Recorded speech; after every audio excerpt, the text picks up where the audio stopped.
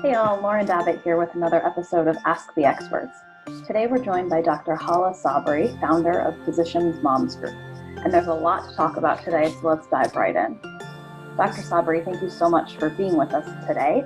First of all, I just want to hear how you're doing. What does work look like for you right now? Are you actively treating COVID-19 patients? Thank you so much for interviewing me, Lauren. This is such an honor.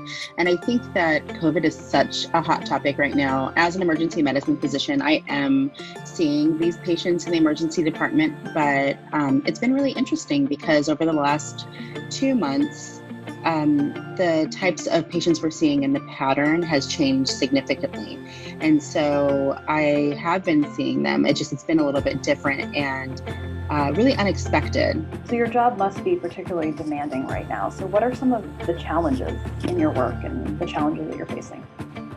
So the challenges I'm facing are twofold. One is that the COVID patients continue to be a little bit confusing in that usually in medicine, we have a lot of data over many years with a lot of trials and studies that show proven and disproven techniques and therapies, but we don't have that right now. And so what physicians are doing and what the government agencies are doing is that they're trying to collect all of this information and give it to us as fast as possible. And even though this information becomes outdated, like for example, some of the things that we were doing a month ago are now not updated treatments that we do now.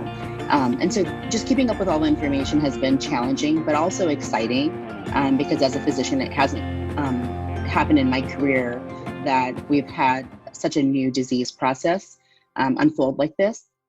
But the real challenge is the non-COVID patients, actually, because we're ready for the COVID patients and our senses are heightened for the COVID patients. But the non-COVID patients, they're so scared to come to the emergency department, and rightfully so. And sometimes when they come in with what normally would be just a typical abdominal pain, now, our differentials are so much more wide because we have to include COVID because COVID has complicated every disease process that, we can think of, or every organ system really. And so that's been the more challenging thing, is really deciding what is COVID and what is not COVID. That makes total sense. So adding to the challenges for you is that you're a mom of multiple children. So tell us a little bit about this added factor and how your children are processing everything and how you talk to them about what you're doing right now. Yeah, so I have 5 children and my oldest is 6.5. And then I have 2 5-year-olds and I have 2 almost 2-year-olds. So the 2-year-olds, they kind of, they don't really even talk too much. So I don't really have to explain to them very much about what's going on. But it's interesting that they'll read this in history books and for me to recount my stories. I've been trying to write them down for them. But the 6 and 5-year-olds, they definitely have an understanding that coronavirus is something that's happening. It's disrupted their lives because they did go to school and now they're doing distant learning. A lot of the early education of coronavirus and kind of letting them know what it was actually done by the school. They came home with already some education, and it was good education. They knew that coronavirus was something that was really contagious. They understood what contagious meant because they understand that normally when one of their brothers or sisters gets sick, that the next one is probably going to catch it from them. So they've experienced that before. So it's kind of a little lesson in immunology. So the school did actually a fantastic job. And what I've been most surprised about my children is their compliance with the shelter-in-place orders. Like normally on a normal day pre-COVID, my kids are asking me to do 5 million things during the day. We live 20 minutes away from Disneyland. So every day that's on their agenda, even though it's not happening. So whether it's Disneyland, the park, ice cream store, whatever it may be, they're just normal kids. But now they've realized they can't do that anymore. So they definitely have a lot of activities at home to keep them busy. But even when I have to go to the store, or my husband has to go to the store, they're super vigilant to make sure we have a mask, and they're like, don't catch coronavirus. And so if anything, they have a respectful fear of it, which has made it so much easier for me. It's great that they're modeling those good behaviors at home. Yeah.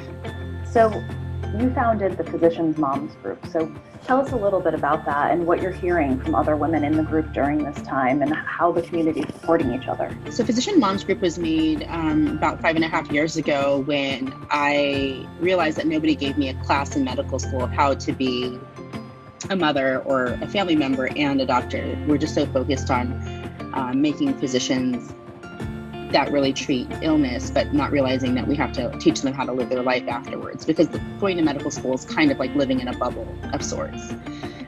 So when I got out and I started having children, I started hitting into some obstacles that every working mom has. It's not just about being a doctor, but how do I balance hiring a nanny?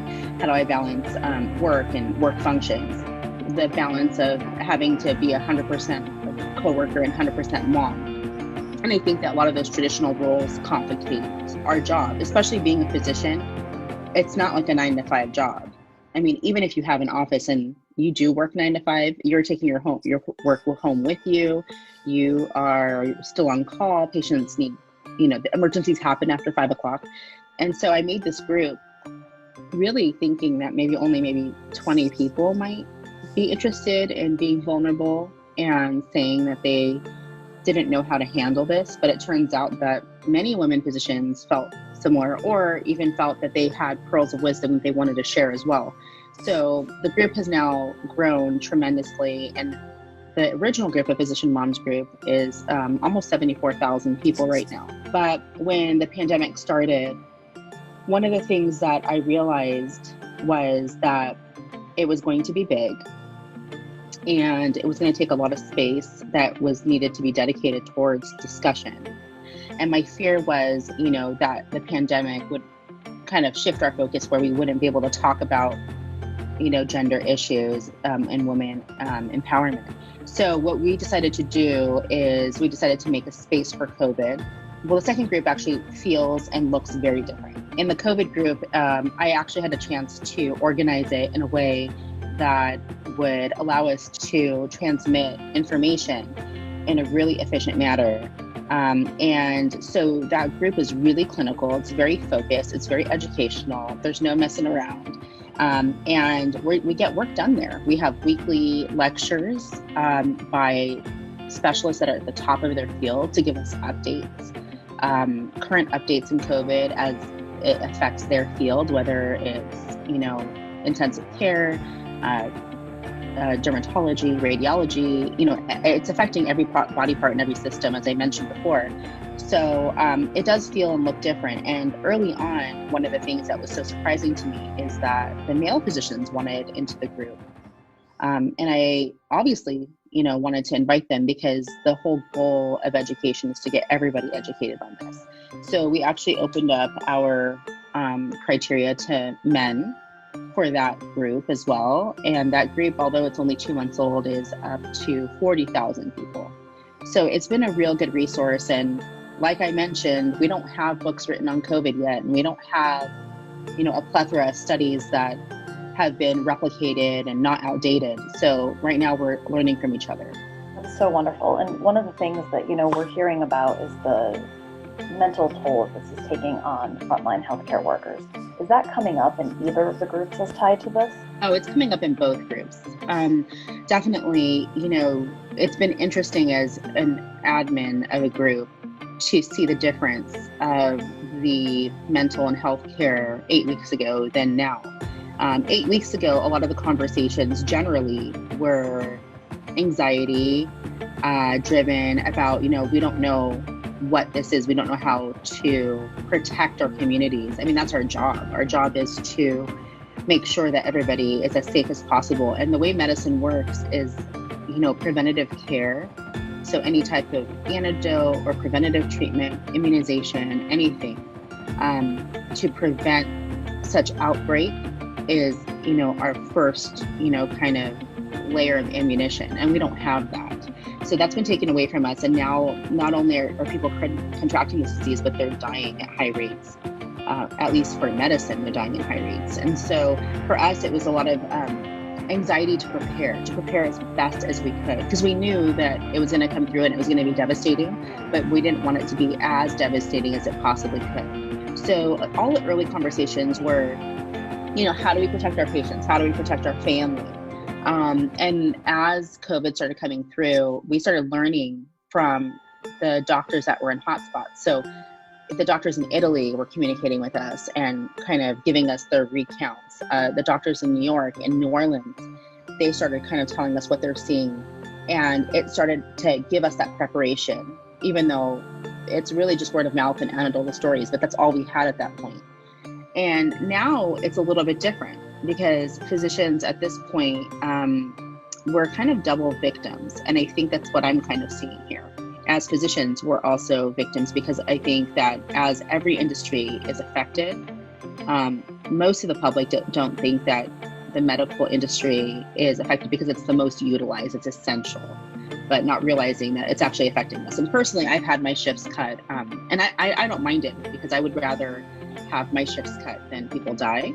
But at the same time, it's just reality. I mean, everybody's shifts are cut, every physician. And so I think that when the public realizes that and realizes that despite that, most physicians are saying, let's keep the shelter in place order. If we could just do this just for a little bit longer, maybe we can just get over this and we can prevent the chances of continuing this wave and the second and third waves that might come, So it's been a little bit confusing. I don't think that we've been in this situation ever.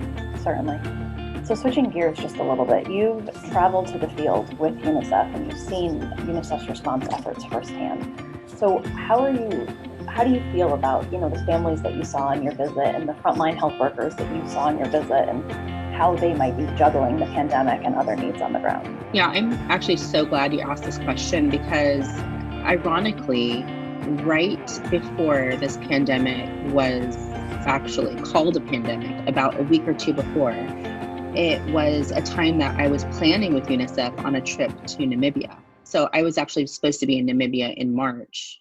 And obviously that trip got canceled, but the conversations with the UNICEF organizers on that call or right after the call was, hey, we really should be careful. I know that this disease process right now is only in China and Italy, but who's to say that all of the help that we want to bring to the region we're going to can actually be really devastating for them, especially when they don't have the infrastructure of a healthcare system like some of these other countries that are being affected. And so that was a conversation that I personally had with UNICEF, which UNICEF was already having those conversations. So it was nice to be somewhat included in those. So we actually we did the responsible thing, we canceled the trip.